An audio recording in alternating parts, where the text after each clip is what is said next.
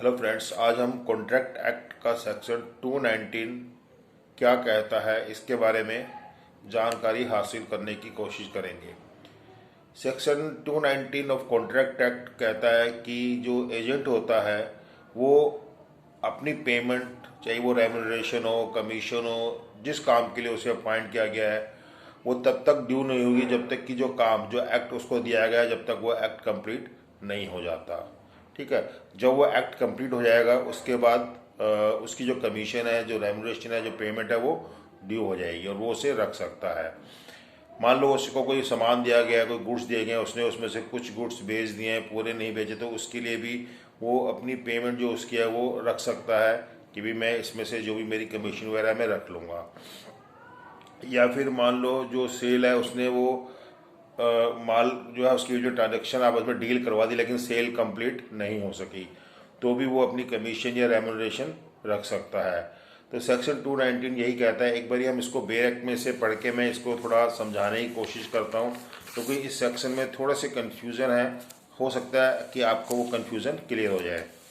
देखो सेक्शन 219 क्या कहता है, when agents remuneration become due, कि जो एजेंट होता है उसकी जो रेम्यूनरेशन है वो कमीशन की फॉर्म में हो सकती है या किसी भी फॉर्म में हो सकती है, वो कब ड्यू होती है।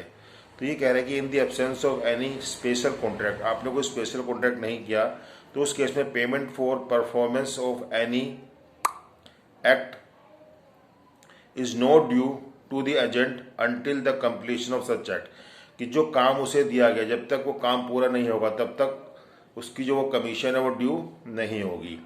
ठीक है। या जो भी उसको रेमुनेशन या जो भी कुछ मिल रहा है वो तब तक ड्यू नहीं होगा। लेकिन वो कह रहा है कि but an agent may detain money received by him on account of good sold, मतलब कि अगर मान लो उसने कुछ गुड सोल्ड किया तो उसमें से वो उस पैसे को डिटेन कर सकता है। although the whole of the sale although the whole of the goods consigned to him for sale may not have been sold, हाँ हो सकता है उसे कहा वो गुड्स बेचो, वो सामान दिया हो, उसने वो पूरा पूरा बेच दिया हो और वो अभी कंप्लीट नहीं हुआ, तब भी वो रख सकता है अपनी कमीशन या जो रेम्यूनरेशन है। एंड आल्सो उसके बाद कह रहा है और although the sale may not be actually completed। ठीक है, ये सब इसमें बातें वो कह रहा है कि उसके बाद भी वो अपनी पेमेंट रख सकता है। अब इसको हम एक एग्जांपल देके देखते हैं। जैसे मान लो एक इलाहाबाद हाई कोर्ट के बाद एक केस आया था कि एक एजेंट जो था वो अपॉइंट किया गया था to introduce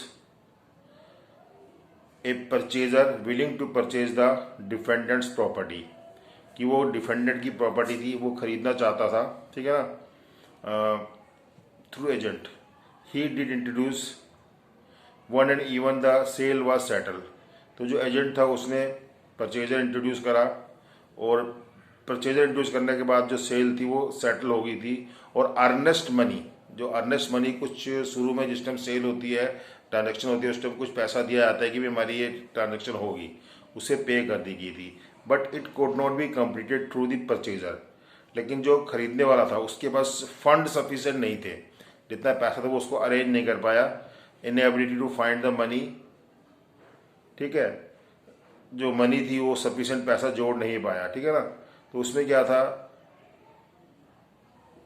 but the company, हाँ, money paid but it could not be completed through the purchase inability to find money, मतलब कि परचेजर को पैसा ही नहीं मिला इसलिए वो ट्रांजेक्शन पूरी नहीं कर पाया। The agent was nevertheless had entitled to his agreed commission.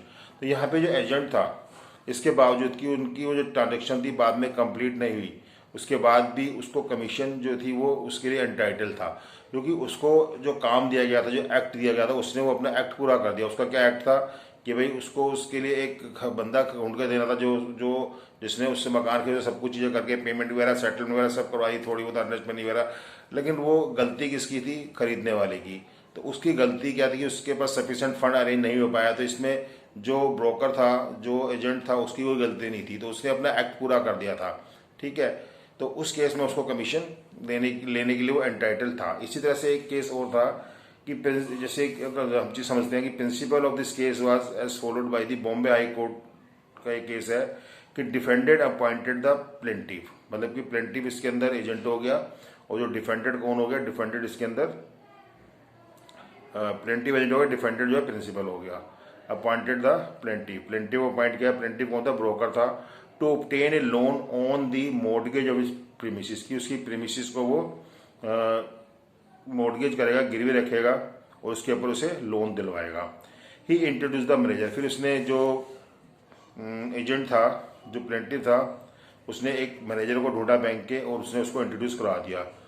Who would have made an advance if security offer had not proved to be insufficient, कि मान लो अब जो प्रिंसिपल है, अब लोन अगर प्रिंसिपल को लेना है तो उसे कोई ना कोई सिक्योरिटी रखनी पड़ेगी बैंक के पास, तो बैंक ने उसे सिक्योरिटी मांगी, उसने इंट्रोड्यूस वगैरह अपना काम करवा दिया, तो जो प्रॉपर्टी उसने रखी, जो सिक्योरिटी प्रिंसिपल ने बैंक के पास इंट्रोड्यूस करवाई, वो सफिशिएंट नहीं थी जितना लोन वो मांग रहा था। ठीक है, ultimately the bank did not make an advance, तो जो बैंक था, sorry, not prove to be insufficient, लेकिन लास्ट में क्या होता था, bank did make an advance but through another broker, बाद में क्या है, हो सकता है कि उसी प्रॉपर्टी में किसी तरह से भी बैंक ने उसको एडवांस दे दिया, ठीक है, किसी और ब्रोकर के थ्रू।